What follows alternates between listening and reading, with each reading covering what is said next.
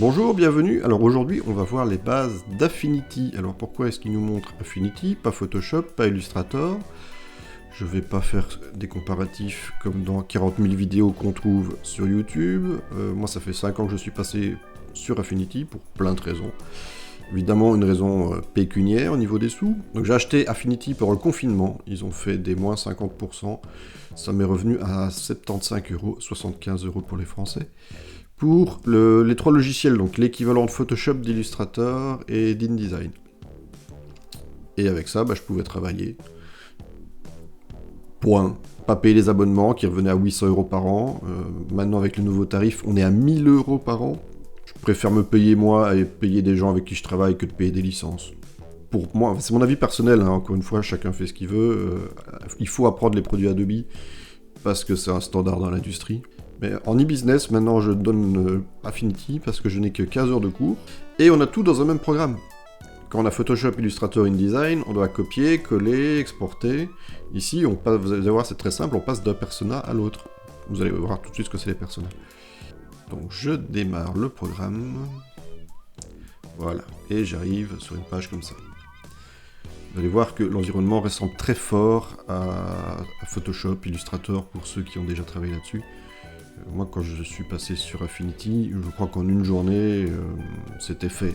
Voilà, ça m'a pas pris beaucoup plus de temps. Donc ici, je peux ouvrir des documents récents, et je peux ouvrir des anciens fichiers, ou je peux, si j'appuie sur le plus, créer des nouveaux fichiers. Donc ici, évidemment, j'ai des templates préfaits, A3, A4, A5. Je peux aussi créer mes propres pré-réglages. On voit que j'ai différentes tailles de pages, des formats de photos standards, des vidéos web, vidéos, pages web, écran. Donc ici, je suis en portrait et je peux passer, si je veux, directement en paysage. Et donc, je peux aussi créer ma propre composition au format que je veux. Donc là, je suis en millimètres, mais je peux choisir d'être en centimètres, en mètres, en pixels, en pica. Bon. Ça, c'est propre à l'imprimerie, on ne verra pas ça. Je peux passer par exemple en pixels. Voilà. Et ici, je vois que j'ai PPP, c'est ce qu'on appelle des DPI. C'est la densité de pixels par pouce. C'est quoi la densité de pixels par pouce? C'est ça. Voilà, c'est le nombre de pixels qu'on a par pouce. Alors en web, en écran, en vidéo, on travaille en 72 DPI. Et en impression, pour avoir une très bonne qualité pour imprimer, on travaille en 300. Voilà, retenez ça. Pour le web et les écrans, 72. Pour l'impression, 300. Alors, je retrouve aussi d'autres choses. Par exemple, ici, je pourrais faire n'importe quoi. Je pourrais faire en 72. Pour travailler sur un écran Full HD, par exemple, 1920 sur 1080. Il existe dans les pré-réglages, mais je vais quand même le faire moi-même. Voilà. En RVB, oui. Là, on voit qu'on peut faire aussi en niveau de grille. Et en CMJN, je vais pas passer maintenant, donc on est sur l'initiation, je vais pas discuter maintenant du 16 bits, du 32 bits, etc. Je voudrais bien juste passer deux concepts, c'est le RVB et le CMJN. Voilà. Donc ici pour les écrans, par exemple, je vais mettre en RVB. Donc qu'est-ce que c'est le RVB et le CMJN? C'est la manière dont le logiciel va interpréter les couleurs. En web, en vidéo, on travaille sur des écrans, c'est fait pour être vu sur des écrans, donc on va travailler en RVB. Pourquoi? Parce qu'il va interpréter nos couleurs en termes de lumière.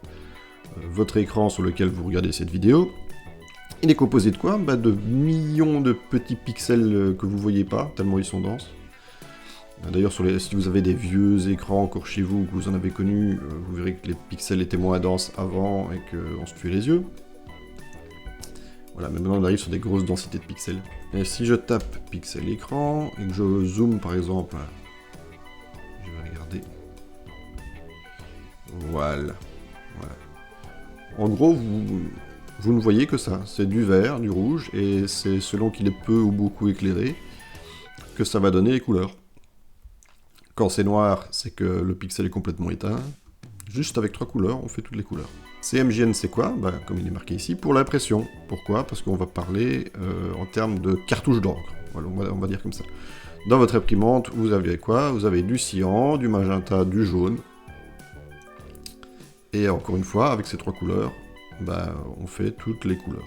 D'ailleurs, le noir, il faut une cartouche spécifique pour le noir, parce que si on mélange toutes les couleurs, en encre, on a une sorte de brun dégueulasse. Voilà. Tandis que si on mélange toutes les couleurs en termes de lumière, on a du blanc. Voilà. Donc retenez RVB pour les écrans, CMJN pour l'impression. Donc je reviens à Affinity, je vais faire 1920 sur 1080. Je vais créer... Je peux aussi créer des fonds perdus. Alors des fonds perdus, c'est quoi? En vidéo, c'est pas très utile. Mais en impression, oui, voilà. En impression, généralement, on met 3 mm. Ici, je suis en pixels, mais si j'ai fait une composition pour l'impression, je serais en millimètres. Donc, généralement, on met 3 mm de débord. C'est pour que ma composition déborde. Et quand l'imprimeur coupera pendant pour faire les affiches, je n'aurai pas des bords blancs sur le côté. Voilà. Donc, il faut faire sa composition un peu plus grande pour que quand l'imprimeur coupe, il n'y ait pas des bords blancs. Donc ici, je ne vais pas mettre de fond perdu. Et le reste, pour le moment, on s'en fout un peu. Donc là, il m'a créé une composition en 1920 sur 1080. Alors, pour zoomer ou dézoomer, vous avez une petite loupe ici. Voilà. Moi, je vous invite à retenir le raccourci. Donc si je peux me mettre dessus, il va le mettre Z. Voilà, donc vous appuyez sur Z, ça va zoomer. Si j'appuie sur Z et Alt en même temps, et que je clique avec ma souris, ça dézoome. Donc avant de vous montrer tous les outils qui sont ici, je vais d'abord parler des onglets qui sont ici. Donc là, on a l'onglet Pixel, mise en page et vecteur. Avant que Canva rachète Affinity, c'était 3 programmes différents. On avait Affinity Designer qui permettait de faire du dessin vectoriel. Je vais vous expliquer après ce que c'est du dessin vectoriel. On avait Affinity Photo qui permettait de faire de la retouche photo. Et on avait Affinity Publisher qui permettait de faire de la mise en page comme dans InDesign. Et bien maintenant, depuis que Canva a racheté le logiciel, ils ont tout mis dans un seul. Donc je vais commencer par l'onglet vecteur, donc ça me permet de faire du dessin vectoriel. Donc c'est quoi du dessin vectoriel? Je vais d'abord vous montrer ce que c'est du dessin par pixel. Donc si je veux dessiner par pixel, je peux faire une sélection ici. Un bout rouge, ici je vais prendre un outil par exemple pot de peinture, et je vais mettre de la couleur. Voilà, j'ai fait un beau rond en pixels. C'est bien. Qu'est-ce qui se passe si je zoome? Qu'est-ce que je m'aperçois sur les bords? Que c'est pixelisé. Pourquoi? Parce que qu'est-ce qu'il a fait le logiciel quand je lui ai demandé de me faire du rouge dans le cercle? Donc en termes de pixels, le logiciel il fait quoi? Il me dit que ici j'ai des pixels blancs, ce pixel là il est blanc, ce pixel là il est blanc, ce pixel là il est blanc, là il est rouge, là il est rouge, là il est rouge, et en termes d'informations, il y a des millions d'informations parce qu'il calcule chaque pixel avec sa donnée propre. Donc ça peut prendre vite beaucoup de place si j'exporte ça de manière non compressée. Et il y a un gros souci, c'est que là j'ai fait une composition en Full HD, mais imaginons qu'on me demande maintenant, tiens, ton cercle, j'aimerais bien qu'on l'imprime un jour, et qu'on le mette sur l'Empire State Building. Les pixels ils vont se voir. Parce que entre du Full HD et l'Empire State Building, ce sera pas la même résolution. Voilà. Maintenant si je reviens en vecteur, et que je fais un cercle, je prends l'outil ellipse, clac, voilà, je vais le convertir en coupe, et je m'aperçois qu'il est construit comment? Si je clique ici avec ma petite flèche blanche, je m'aperçois que mon cercle, il n'est pas du tout construit de la même manière, ce n'est pas des pixels succincts à côté de l'autre avec plein de données, c'est 4 tangentes. Vous voyez les cours de maths à l'école bien pénibles. Et ça sert aussi à faire du dessin vectoriel. Et à envoyer des gens sur la Lune aussi. Voilà. Donc ici pour mon cercle, en fait il a 4 points, 4 tangentes, et il dit à l'intérieur c'est rouge. Donc niveau information, c'est beaucoup plus léger. Et l'avantage aussi, c'est que si je prends ma tangente, je peux la déplacer. Par exemple, je pourrais faire une balle qui rebondit. Donc ici, je suis sur un logiciel d'image fixe, mais on utilise ce genre de technique aussi pour du dessin animé. On peut retrouver ça dans After Effects, dans Toon Boom, voilà, dans vraiment des logiciels qui sont prévus pour l'animation, le motion design ou le dessin animé. Alors, le vectoriel, c'est pas prévu pour être utilisé avec des photos. C'est fait pour faire du dessin, pour faire des logos. D'ailleurs, si je prends une photo, je peux la vectoriser. Donc le logiciel va prendre des raccourcis pour me vectoriser ça. Donc si je vais dans Vecteur, Traçage d'image, il va me faire un truc automatique là, que je peux choisir. Alors c'est très joli pour faire du pop art. Hein. mais c'est pas utilisable en photo. Et on voit que du coup, il m'a converti avec des couleurs, il m'a simplifié mes couleurs, etc. Donc dans la partie vecteur, on peut créer des formes, du texte. Voilà, si je crée un cercle, si j'appuie, vous voyez que mon cercle part un peu n'importe comment, si j'appuie sur majuscule en même temps, et je laisse mon doigt sur majuscule, il garde les proportions. Il me fait un cercle parfait. C'est pareil pour les autres formes. Voilà, j'ai un outil rectangle arrondi par exemple, un outil trapèze, un outil polygone, un outil rectangle classique. Je vais d'ailleurs venir directement sur l'outil rectangle arrondi. Voilà. Je peux aussi appuyer sur majuscule pour garder des proportions. Si je prends le petit point rouge qui est là, je peux régler mon angle. Là, il me le fait partout. Je peux aussi régler ici le type d'arrondi. Je peux faire du droit, du concave. Voilà. La croix rouge.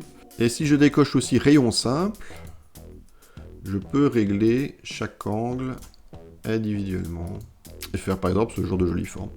Un autre outil que je vais vous montrer, si par exemple je prends ma forme et que je la mets avec celle-ci, je peux les fusionner. Donc si je clique sur ma première forme, que j'appuie sur majuscule et que je clique sur la deuxième, ici j'ai un petit menu que dans Illustrator on appelle le Pathfinder.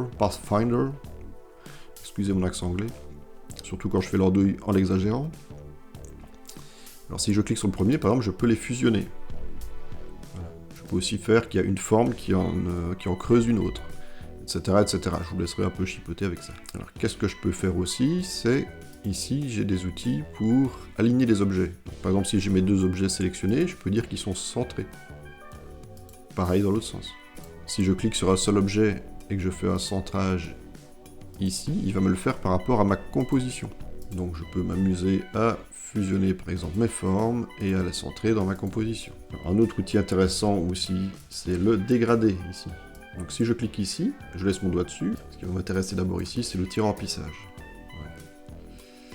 Où je peux choisir mes couleurs. Donc si je double-clique ici sur ma couleur, hop, je peux la prendre là et la changer complètement. Voilà, par exemple, aller sur du vert. Je prends ma première couleur. Je clique. Et pareil, je peux changer ma couleur qui est ici. Si je veux rajouter une couleur, je me mets où je veux sur la ligne ici. Je clique. Pareil, je double-clique et je change. Je peux même aller chercher directement dans les nuanciers ici. Une autre couleur. Moi, je fais du dégueulasse. Hein. C'est ma spécialité. Si je veux régler mon dégradé, je prends ma couleur et je la tire. Et ici, je peux prendre aussi pour régler le dégradé. Voilà, c'est assez simple à utiliser.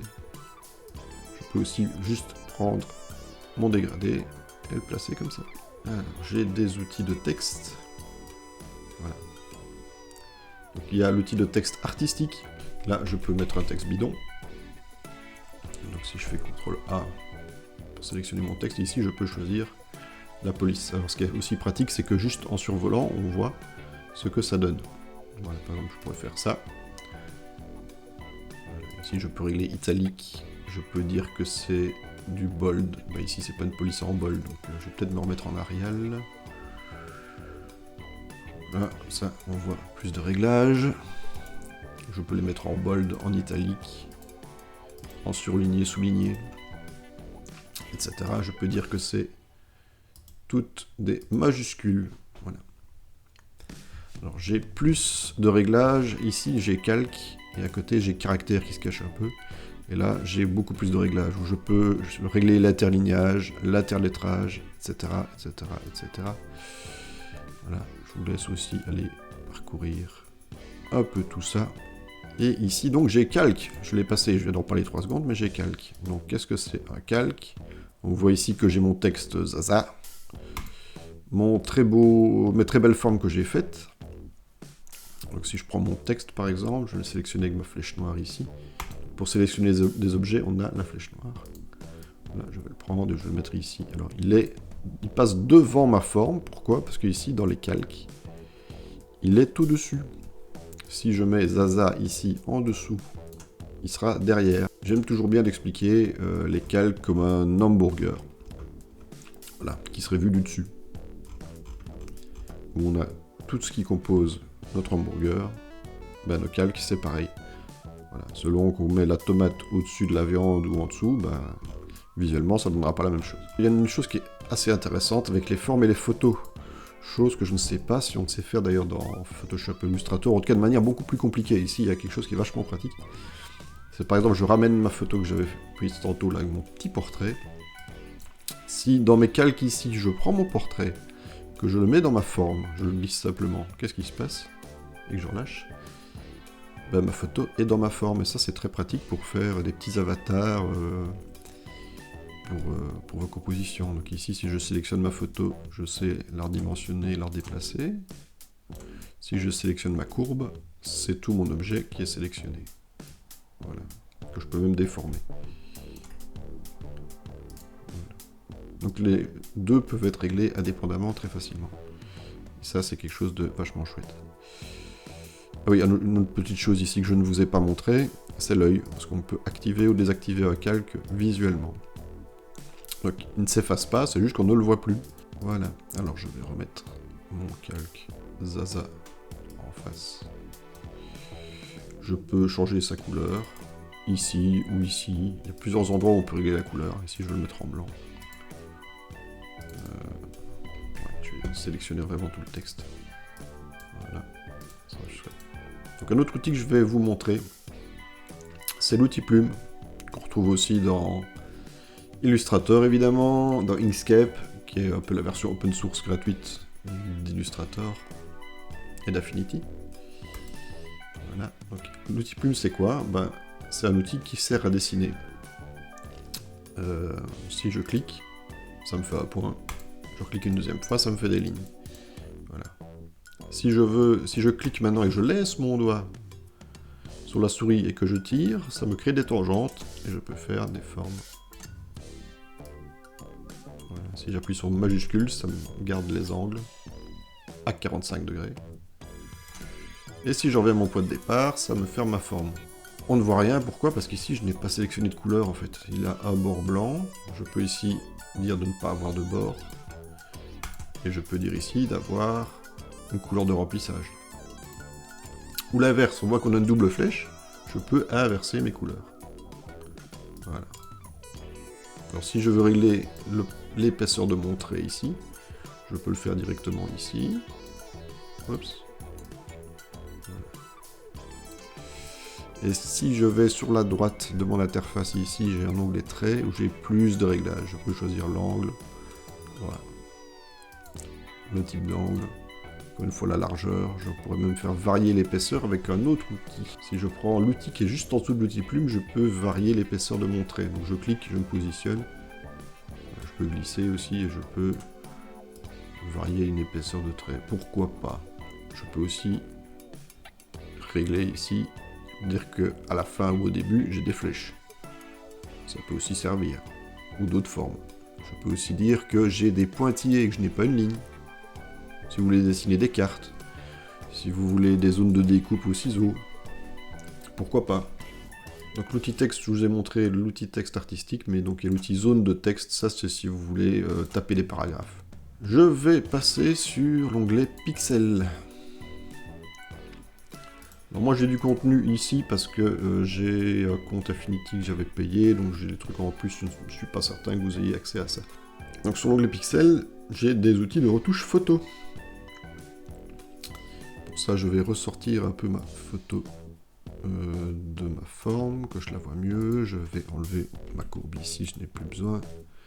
Tous mes trucs un peu inutiles, ça je peux le mettre, bon, je peux le laisser là dans le coin quand même. Donc je vais sélectionner ici ma photo, et j'ai plein d'outils un peu sympas. Donc je peux évidemment faire un outil pinceau, donc si je peins ici, il m'a créé automatiquement un calque, pour ne pas que je dessine sur mon portrait, parce que si je dessine directement sur le portrait, ben, ce sera burné dedans, ce sera... Je vais abîmer mon image. Ici, ben, il prend les devants, directement il m'a créé un calque pixel, comme ça, ben, si je ne veux plus voir cette partie-là, je peux. C'est bien foutu. Je vais supprimer, parce que je n'en ai pas besoin maintenant. Voilà, il y a d'autres outils, je ne vais pas les voir maintenant, mais voilà.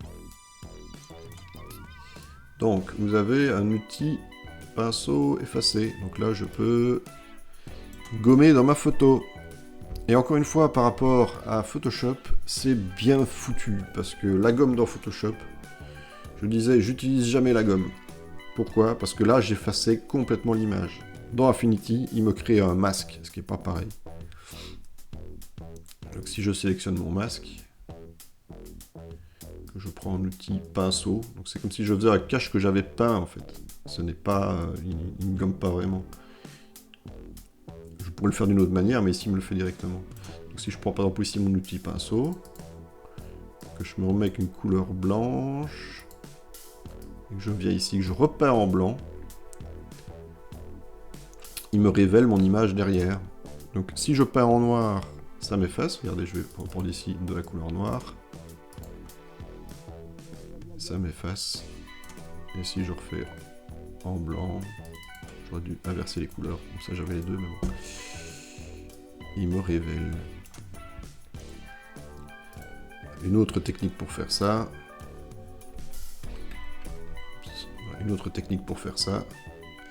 C'est de créer directement un masque ici en appuyant sur le créateur de masque. Donc c'est le rond noir sur le carré blanc. En prenant un pinceau noir. Voilà. Mais ils ont un outil directement pour le faire avec ce qu'ils appellent la gomme. C'est juste pour éviter de faire 2 clics en plus. Et comme ça, vous connaissez les deux techniques. Alors, on a des outils de pinceau densité plus par exemple, densité moins. C'est quoi densité plus? Je peux aussi aller avec un pinceau. Que je vais augmenter ici en taille. Ici, je peux augmenter la taille de mon pinceau. Voilà, 350 pixels. Ici, je vais dans mon image. Et que évidemment, ici, j'ai un masque. Donc, je dois enlever mon masque. C'est sur mon image que je dois faire ici. Je viens ici et que je repeins un peu ma madame, je fonce cette partie-là. Donc, densité moins, c'est quoi? C'est l'inverse, c'est on rééclaire des zones. Donc si je passe plusieurs fois, il va me rééclaircir. Alors, on a l'outil pinceau de clonage. Donc je pourrais par exemple prendre l'œil de ma madame, en appuyant sur Alt, je vais prendre un endroit de référence pour cloner son œil, et je pourrais lui mettre sur le front. Il y a un côté un peu indien. Hein. On a pareil, on a d'autres pinceaux que je vais pas voir ici, on a des pinceaux de flou, on peut flouter les parties de l'image. Je vous laisse aussi un peu parcourir ces outils-là. Pinceau au doigt. Pinceau au doigt, ça fait un peu baver des trucs. Voilà. C'est comme si je prenais mon doigt, que je le mouillais dans l'eau.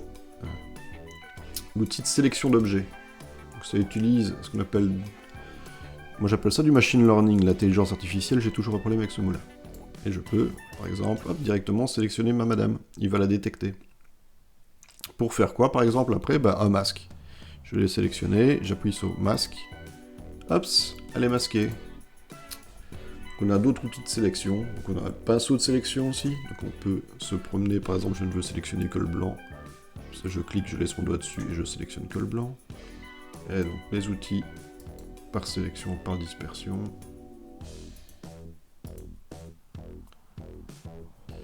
Alors des autres outils très intéressants, c'est l'outil par exemple pinceau d'Inpainting. Attendez, je vais zoomer, qu'on voit un peu. Je trouve pas que c'est la meilleure photo pour... Ah, du coup je vais chercher une photo précise. Et vous allez voir qu'il y a un truc super pratique. Donc si je vais dans l'outil, dans l'onglet ici mise en page, voilà, ici j'ai des liens vers Pixabay ou vers Pexels, parce que Canva a racheté aussi Pixabay et Pexels, qui sont des bases de données d'images gratuites, libres de droit je crois, mais à vérifier, images gratuites et photothèques libres de droit, oui, plus d'un million d'images. Donc vous pouvez les utiliser commercialement. Et donc ici, par exemple, j'aimerais bien avoir une photo avec une fille qui a de l'acné. Bouton peau. Voilà, bouton peau. J'ai pas acné, ça marche moyen. Bouton peau. Ici, j'ai une fille qui a vraiment de l'acné. Je vais prendre ma photo. Alors, si je glisse ici, ça va le mettre dans ma composition. Moi, j'ai envie de l'ouvrir dans une composition à part. Donc je vais le mettre ici dans le gris. Je vais voir l'outil d'Inpainting après. Je vais d'abord vous montrer les autres. L'outil pinceau correcteur. Donc, je pourrais aussi utiliser l'outil tampon qu'on a vu là. pour essayer de lui effacer ses boutons. C'est-à-dire que si je vais sur Alt et que je prends des zones à côté, par exemple ici, qui est pas très loin, il va me recopier la zone et je peux effacer. Ça peut laisser un peu des traces, donc il faut bien faire attention, on voit bien que c'est quand même plus ou moins la même zone. Donc des fois il faut prendre plusieurs zones et là un peu mélanger, pour que ça se voit moins. Voilà, essayer d'un peu noyer le poisson. Donc j'ai l'outil pinceau correcteur, qui fonctionne d'une manière un peu différente. Je vais élargir un peu. Voilà. Alors je vais faire pareil, je peux prendre une zone de référence à côté. Voilà. Lui se base aussi sur des zones d'à côté, mais il utilise des algorithmes pour pas avoir la même chose, quoi. Donc ici, je peux faire pareil, Alt ici, et aller faire ça. Voilà. Voilà. Je vois que c'est pas parfait pour le moment. Donc il y a d'autres outils, notamment corriger les yeux rouges. Je vais vous montrer l'Inpainting. En fait, c'est vrai que c'est le plus facile. Là, ça se base vraiment sur du machine learning. J'ai même pas besoin de prendre de référence. Normalement, si je sélectionne ici, hop, j'attends, clac. Moi, c'est pas parfait nécessairement. Voilà, mais hop. Donc ça, c'est bien pour de la retouche cosmétique, esthétique, ou effacer des objets en général. Si je retourne et je tape rue, le mieux quand même est de le taper en anglais. Voilà, imaginons que j'ai envie d'effacer la dame qui est là. Je vais prendre mon outil d'Inpainting. Je vais la dessiner.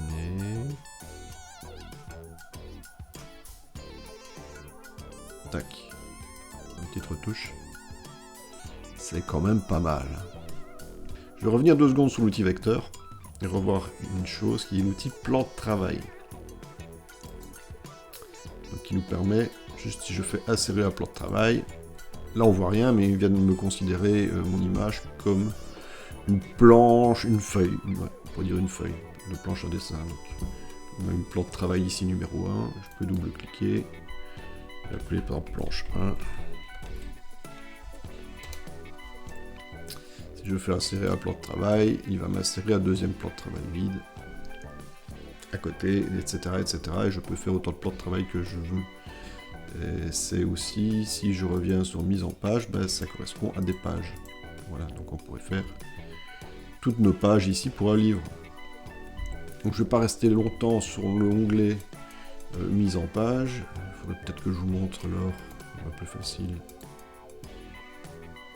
Je vais créer une composition alors qui est quand même faite pour. Donc je vais faire fichier nouveau.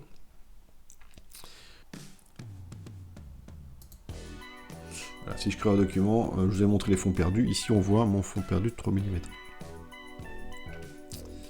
Donc, si je viens dans mise en page, je peux créer d'autres pages. Ici, j'aurai par exemple ma couverture d'un magazine. Si je fais clic droit, ajouter des pages, je peux ajouter... Donc si vous faites un magazine, toujours par multiple de 4. Parce que vous avez des recto verso. Et... je ne sais pas si vous avez déjà déplié, prenez un magazine, ouvrez-le à la page centrale et vous verrez que c'est 4 feuilles en fait.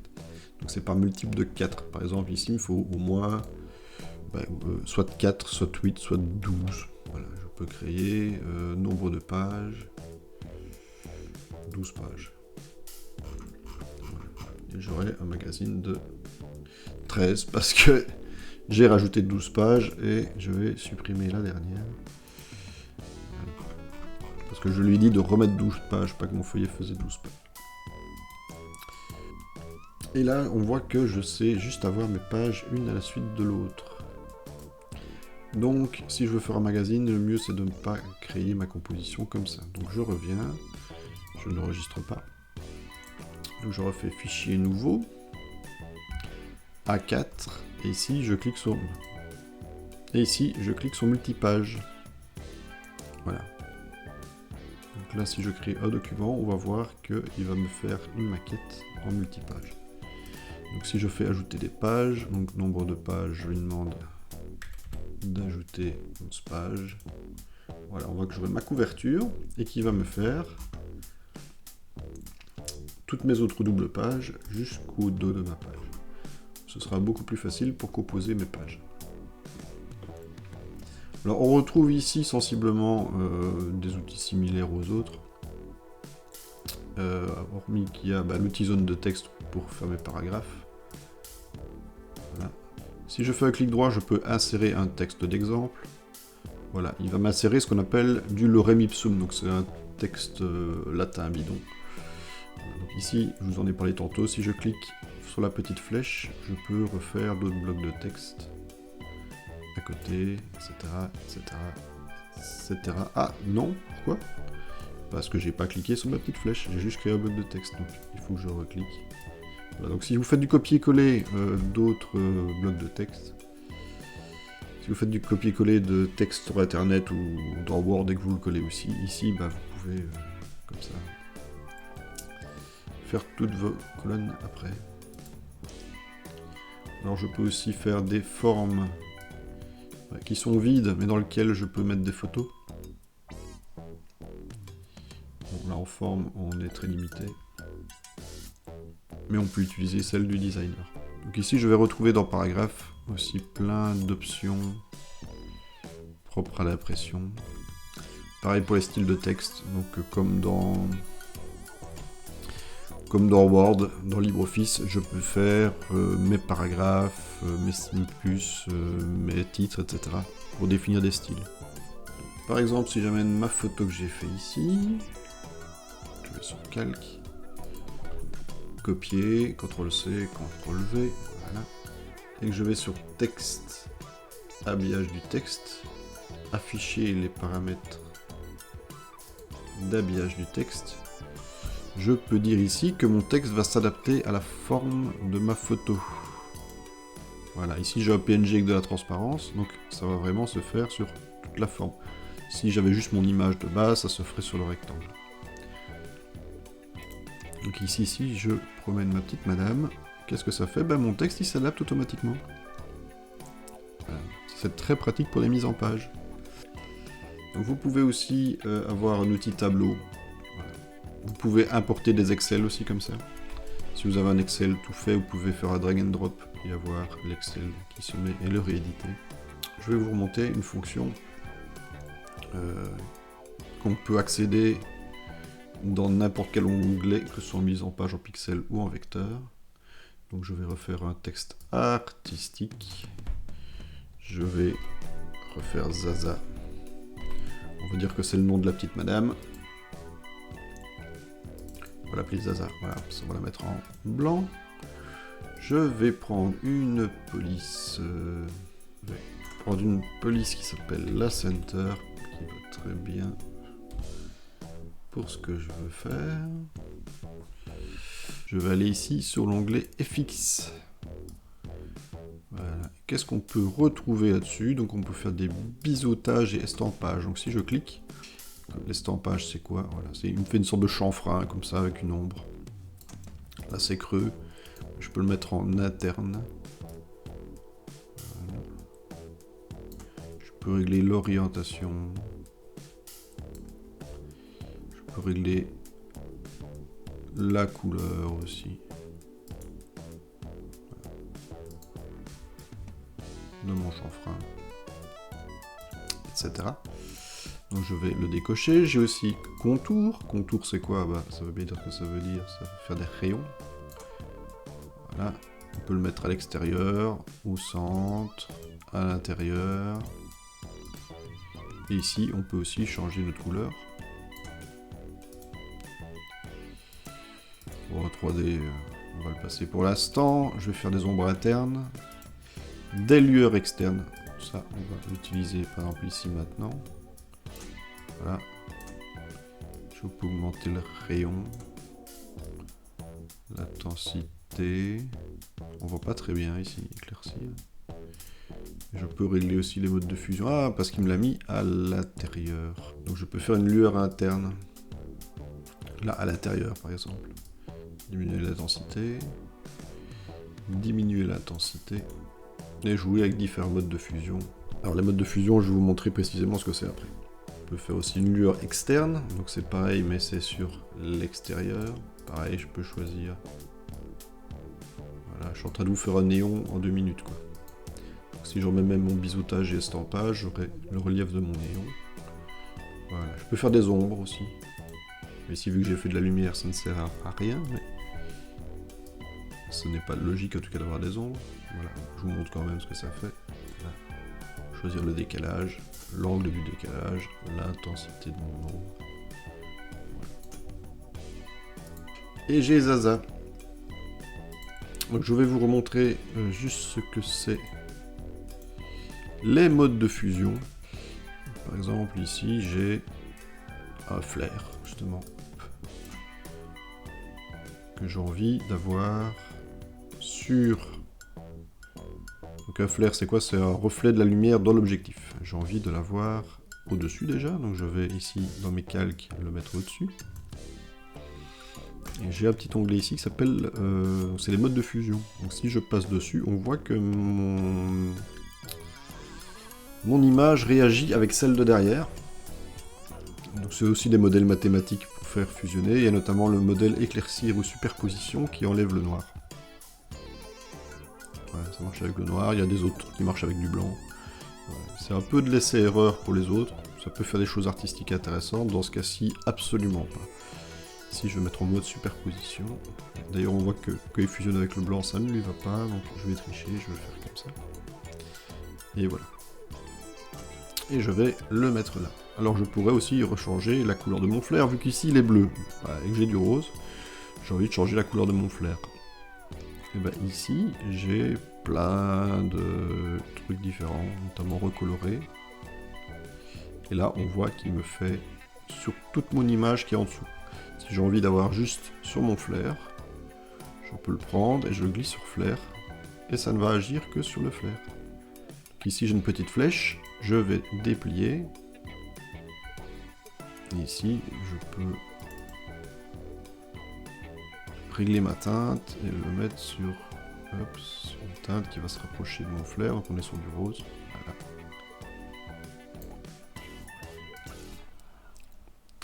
J'ai des tas d'autres effets. Donc ici, c'est tous les effets de couleurs, de courbes.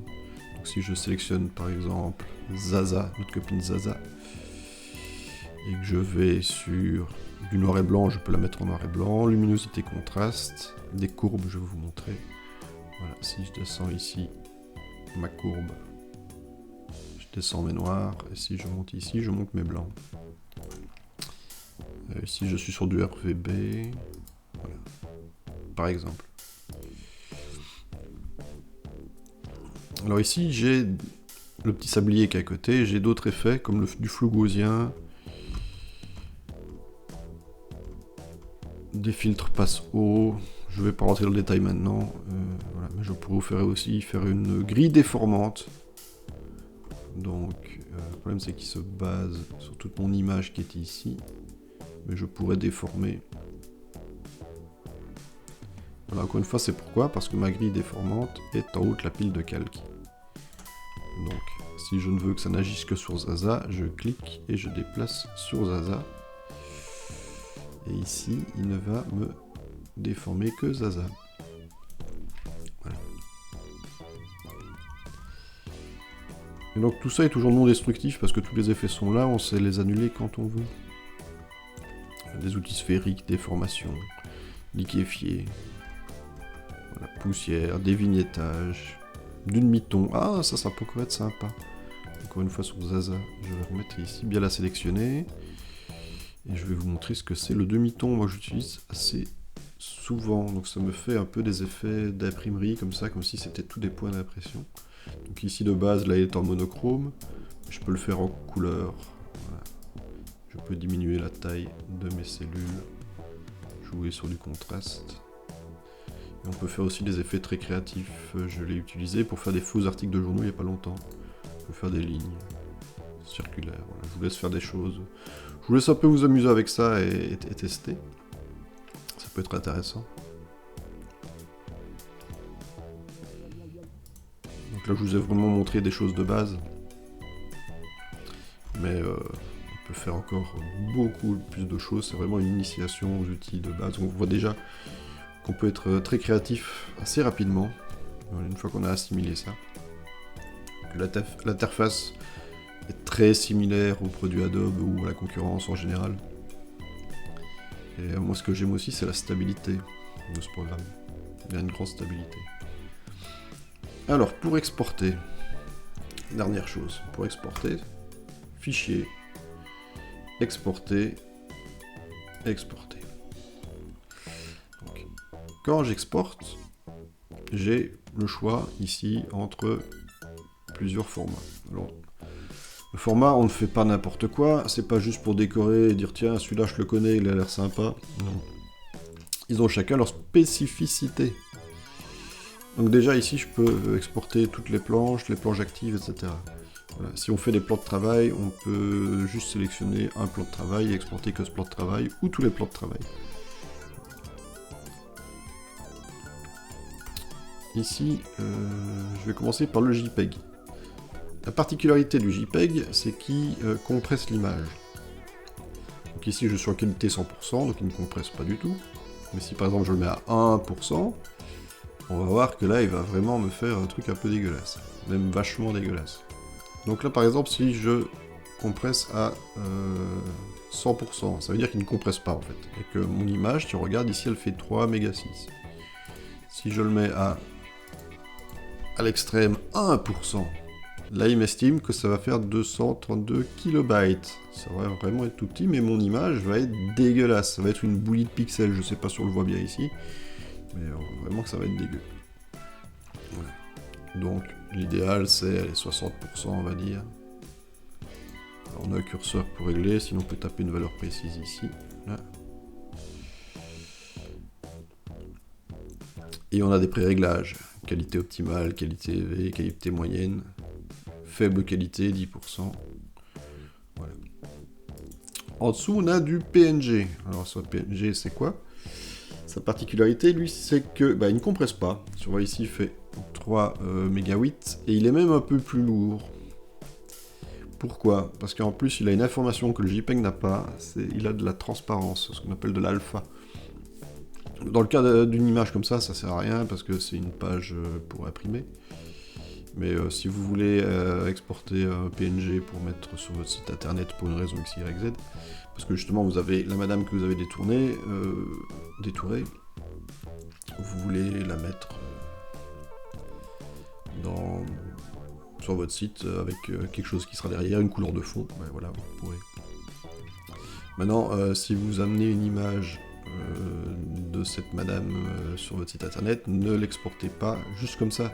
Si vous regardez ici, elle fait 4000 pixels de large. Vos écrans, ils font généralement maximum du Full HD. Et si ça se fait sur votre site, vous voulez juste qu'elle fasse un quart de votre écran sur le côté. Et ben, réglez ici la largeur et la hauteur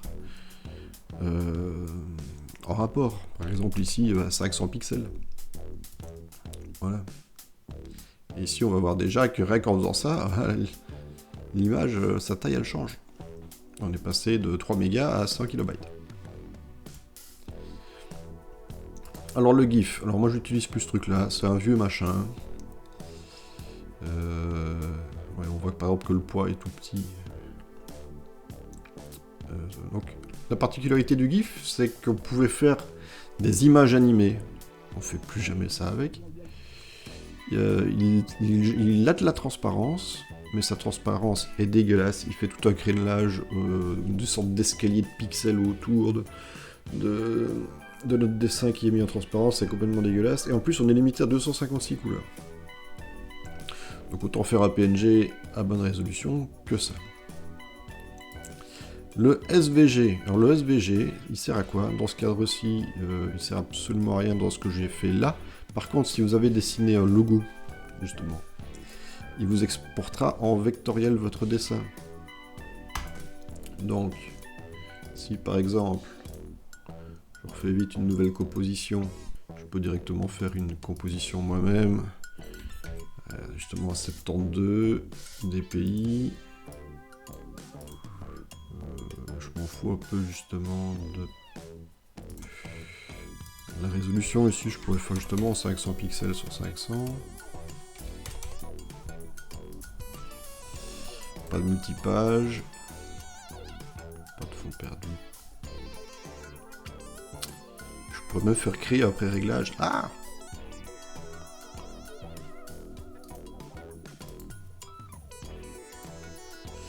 Et je pourrais même lui faire un pré-réglage leur logo 500. Voilà. 500 px, je peux créer un pré-réglage, créer un document. Voilà, donc si je veux faire mon logo, donc je reviens ici sur vecteur. Je fais vite un machin. Voilà, allez, on va faire une ellipse. Regardez mon beau logo tout pourri. Voilà, on va dire que ça c'est bon. Voilà, regardez comme je les ai très mal placés en plus. Du coup, je vais le mettre en rouge. Voilà, je vais les placer tous les deux. Je vais les faire un par un dans ma composition, ça ils sont centrés. Pareil. Et j'ai fait mon magnifique logo.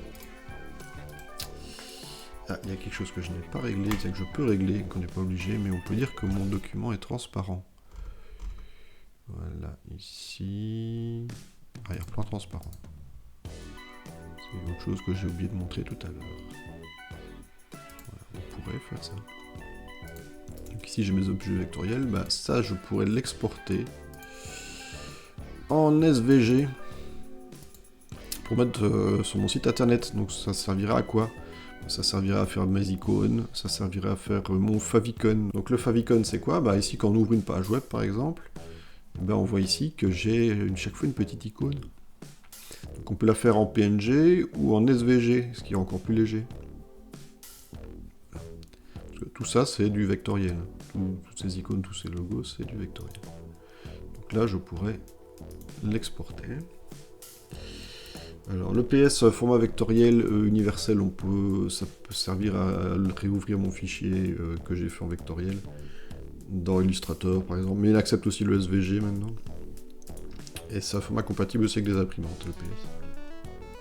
C'est PostScript. Donc le PDF, ça c'est très bien pour vos catalogues, vos livres, principalement, documents papier destinés à être imprimés. Voilà.